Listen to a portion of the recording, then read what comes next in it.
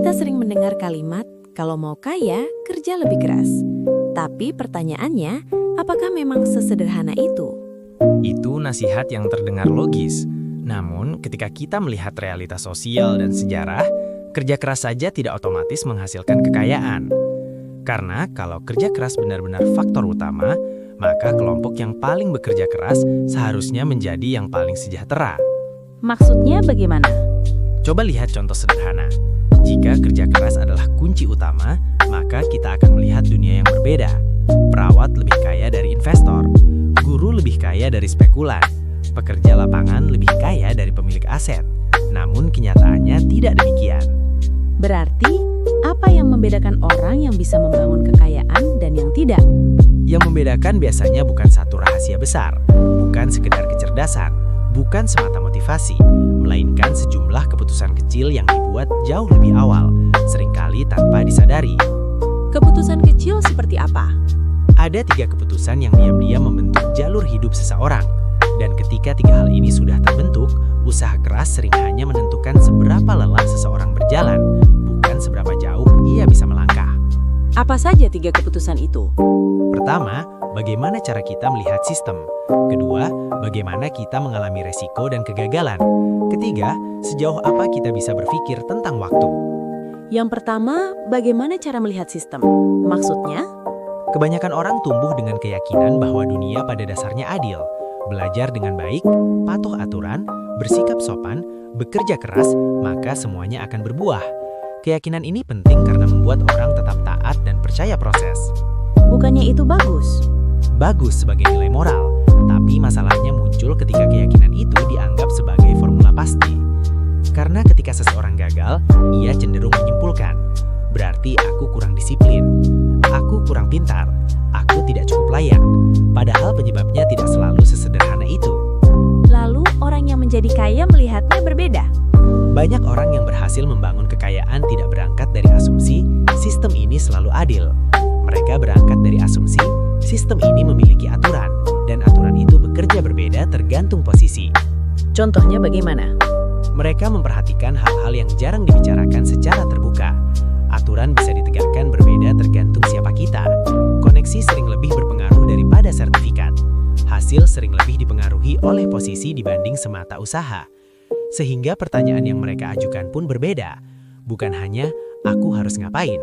Tapi, apa yang benar-benar terjadi dan bagaimana cara mengambil posisi yang tepat?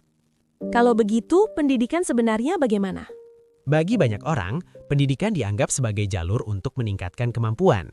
Nilai bagus, keterampilan meningkat, lalu mendapat pekerjaan. Namun bagi orang-orang yang naik kelas sosial, pendidikan juga dipakai sebagai alat akses dan sinyal sosial. Sinyal sosial? Ya, bukan hanya belajar apa, tetapi berada di mana dan bertemu siapa.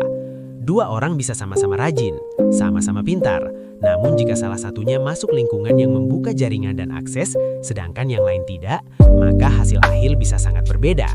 Ini tidak selalu terkait kecerdasan, ini terkait posisi. Orang sering bilang yang kaya itu karena berani ambil resiko. Itu benar? Kalimat itu sering terdengar benar, tapi ada bagian yang sering hilang. Perbedaan utama bukan tentang siapa lebih berani, melainkan siapa yang bisa bertahan saat gagal. Maksudnya bagaimana? Untuk orang yang sudah punya modal dan koneksi, kegagalan itu mengganggu, tapi tidak menghancurkan. Namun untuk orang yang hidupnya rapuh, kegagalan bisa menjadi bencana. Bencana seperti apa? Misalnya, orang kaya mencoba bisnis lalu gagal. Ia masih punya tabungan, masih ada dukungan keluarga, masih ada jalan untuk mencoba lagi. Tetapi orang yang tidak punya pegangan, sekali gagal bisa berakibat utang, kehilangan tempat tinggal atau krisis keluarga. Berarti orang yang menghindari resiko itu bukan takut? Seringkali bukan takut, itu rasional. Karena ketika gagal berarti kehilangan segalanya, maka memilih aman adalah pilihan logis. Lalu, apa keputusan diam-diam di bagian ini? Keputusan diam-diamnya adalah apakah seseorang bisa menghabiskan fase awal hidupnya untuk membangun pelindung kerugian, atau ia dipaksa fokus hanya pada bertahan hidup. Yang ketiga tentang waktu. Benar, banyak orang mengevaluasi hidup dari bulan ke bulan, tagihan, kebutuhan, darurat, cicilan, sehingga standar suksesnya menjadi jangka pendek. Sedangkan orang yang membangun kekayaan bagaimana? Mereka cenderung berpikir dalam jangka panjang, bukan sekedar tahun ini gajiku naik berapa, tetapi 10-20 tahun lagi aku memiliki apa. Karena mereka lebih fokus pada kepemilikan bukan hanya penghasilan. Apa bedanya penghasilan dan kepemilikan? Penghasilan berhenti ketika kita berhenti bekerja, namun kepemilikan tetap berjalan. Bisa berupa aset, bisnis, saham, platform, hubungan, reputasi atau skill bernilai tinggi yang terus dipakai berkali-kali. Tapi tidak semua orang punya kesempatan berpikir sejauh itu. Itulah poin pentingnya. Berpikir jangka panjang butuh stabilitas minimum. Sulit meminta seseorang fokus dekade jika hidupnya tidak aman minggu ini. Kalau begitu, sebenarnya uang itu untuk apa? Uang jarang menjadi tujuan akhir. Uang pada akhirnya menjadi alat untuk membeli satu hal yang sangat penting, yaitu kontrol atas ketidakpastian. Ketidakpastian soal kesehatan, keamanan, pekerjaan, tempat tinggal, dan masa depan. Kenapa ketidakpastian penting? Karena ketidakpastian membentuk perilaku lebih kuat daripada motivasi. Orang yang hidupnya penuh ketidakpastian akan menjadi sangat hebat dalam menyelesaikan masalah jangka pendek.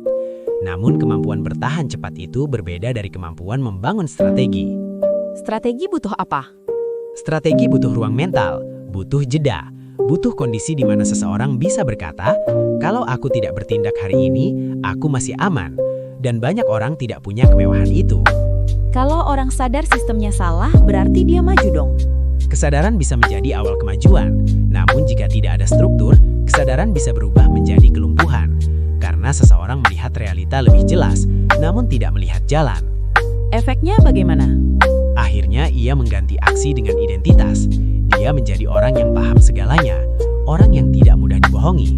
Secara psikologis terasa maju, tapi secara struktural hidupnya tidak berubah. Lalu yang melampaui fase itu seperti apa? Mereka belajar sesuatu yang jarang dibahas, mengubah pemahaman menjadi posisi. Mereka mempelajari di mana keputusan dibuat, siapa yang memegang akses, dan bagaimana membangun reputasi. Jadi 3 keputusan itu saling berkaitan ya? Sangat berkaitan. Polanya seperti ini.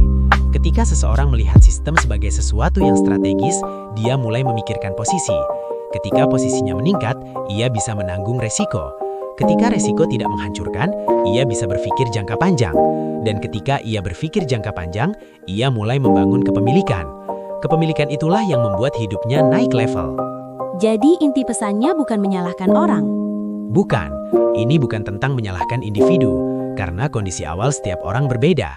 Keluarga, kelas sosial, lingkungan, dan akses. Namun memahami struktur ini penting agar orang tidak terus menganggap kegagalan sebagai bukti bahwa dirinya tidak layak. Jadi ketika kita bertanya, kenapa ada orang yang kaya dan ada yang tidak? Jawabannya seringkali tidak nyaman.